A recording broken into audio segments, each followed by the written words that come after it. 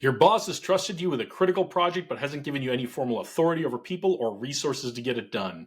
You need people to follow your direction. How do you command influence? What would happen if you could lead from any role, no fancy title required?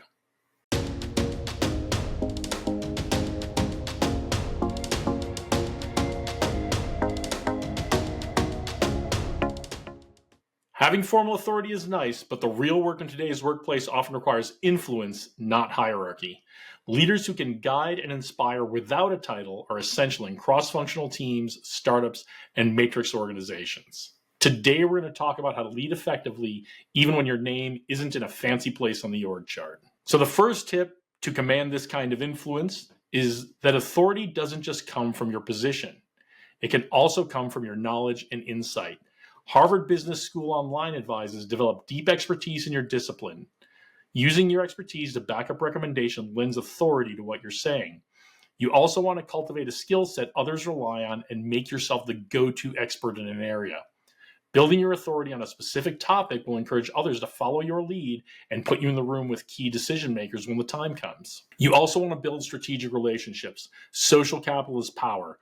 One of the best things you can do as an emerging leader is to get to know who influences decisions and who controls resources. Harvard also recommends informal networking and relationship building across the organization, and I would even say outside of your organization. I can tell you from personal experience in the Air Force, this really works. You want to host coffee chats, go to lunch with peers in other departments, and participate in cross-team projects to build allies proactively before you need them. Tip number 3 is to use structured influence models. Using frameworks can help you shape others' behavior and outcomes without having to give them direct orders. In Wharton's article, Influencing Without Authority, a 4-part formula, it includes ideas like reciprocal trust, framing influence, making it safe, and providing evidence for the assertions you're making.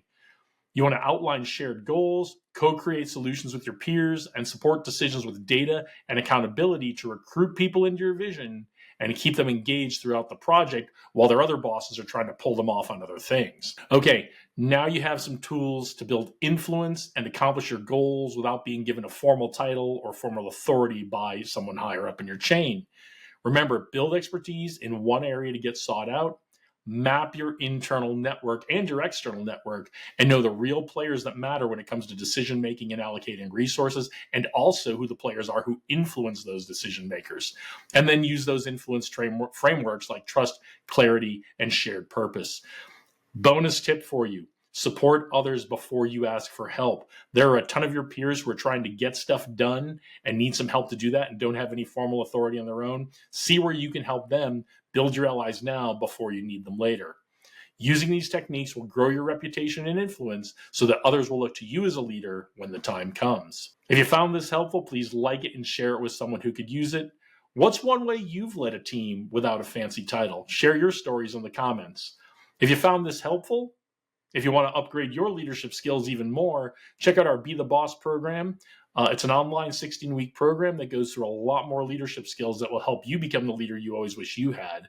And then if you are an operations manager, an HR manager, a training manager, and you've got a bunch of managers in your company, new managers or otherwise, that you need to train all at once, check out our Leadership Academy. It's a hybrid in-person and online program that covers much of the material and then some from the Be the Boss program.